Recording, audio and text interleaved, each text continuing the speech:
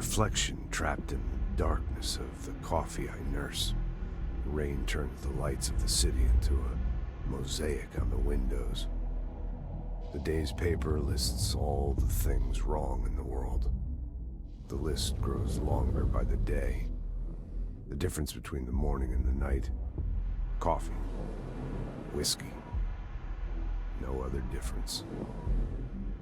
The alarm goes off at 5 a.m. It feels like I just closed my eyes. It's dark. I sit up on the bed in the gloom. I get up, I shower. The driver waits for me downstairs, takes me to the oldest house. An old man stares at me in the car window. It's raining. It's dark. Late at night, he brings me back here. It's not a home, it's a room where I sleep in, waking up just as tired as I was before going to bed. Endless grind.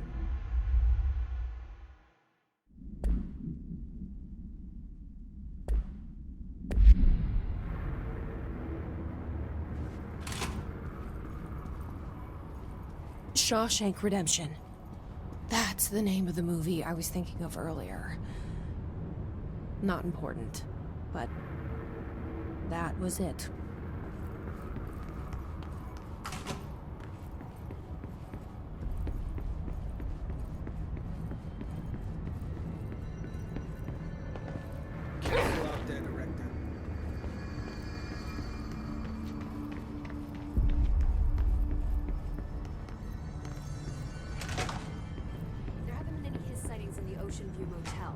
Could survivors be hiding inside?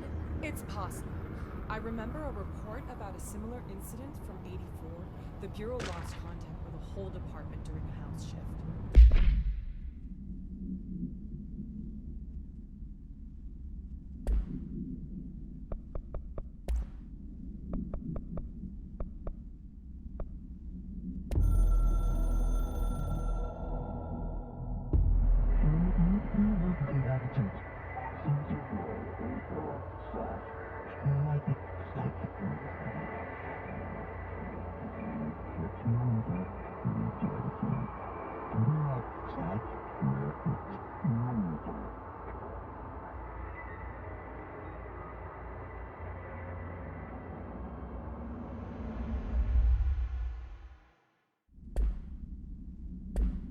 The department head was found in a motel 2 years ago.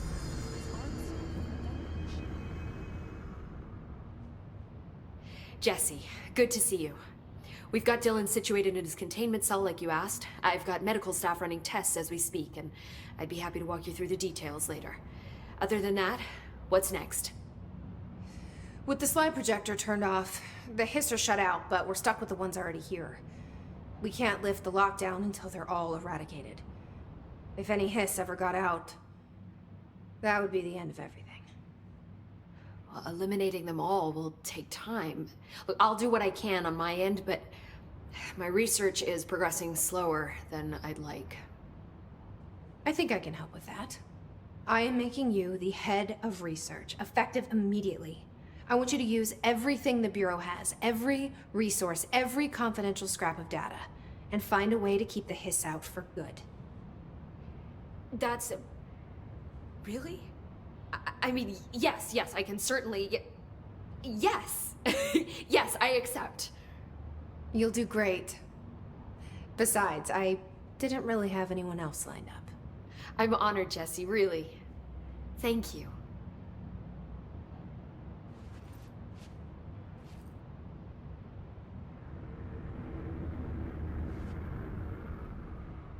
I've looked through the docs we found in Dimensional Research.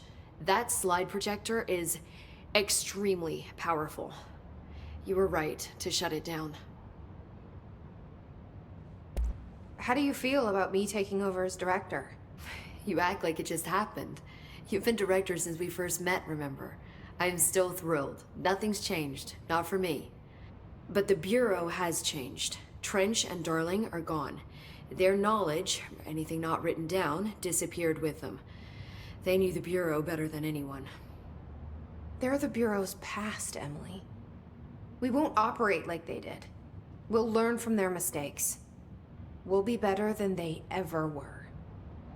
We won't ever be like them.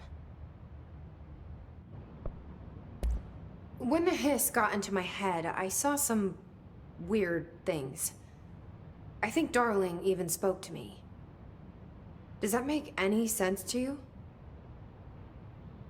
Well, empirically, no, but phantom voices as well as hallucinatory states are not uncommon here.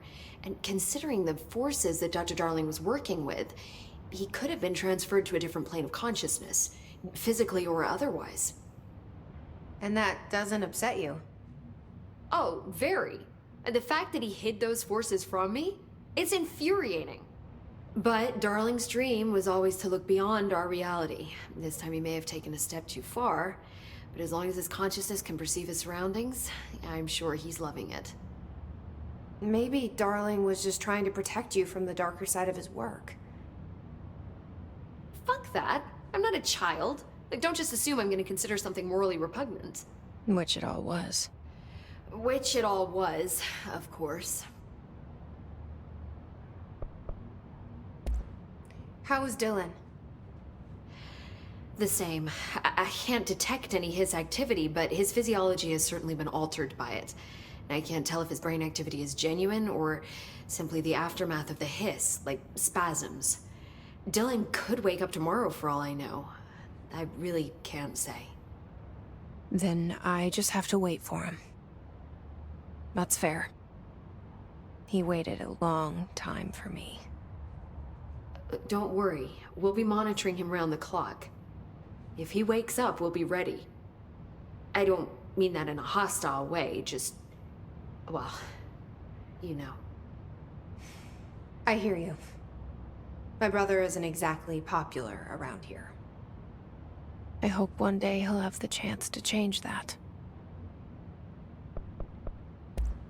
So, there was a moment after Hedron died that I couldn't feel my powers.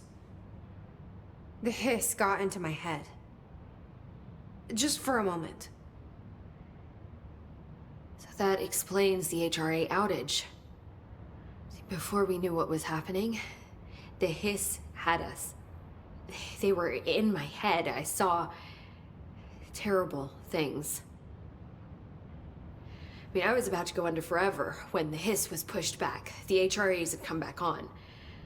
Dylan vanished afterwards, and we fought off the hiss that came after him. So if Hedron's death knocked out the HRAs, that means there must be a new local source for them to relay, which I'm guessing must be... me. You. Hedron is dead, assuming that word even applies to a resonant-based life form. But whatever it awakened in you, the power you call Polaris, is still active. Or at least, that's what my instruments are telling me. I don't think we're ever gonna understand all of this. And I'm okay with that. I'm just glad you're here with me. That's good to know.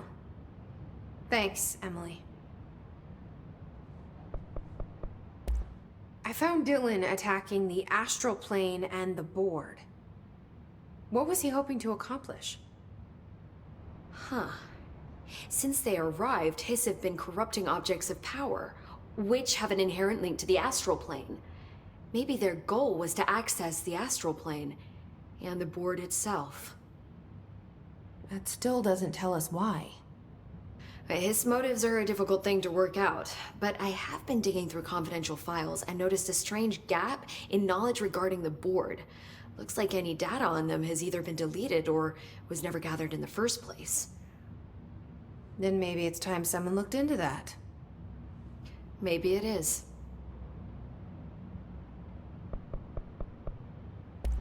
Well, I've got a bureau to run. See you soon. Yes, ma'am, Director Faden. Please, Emily. Not even as a joke.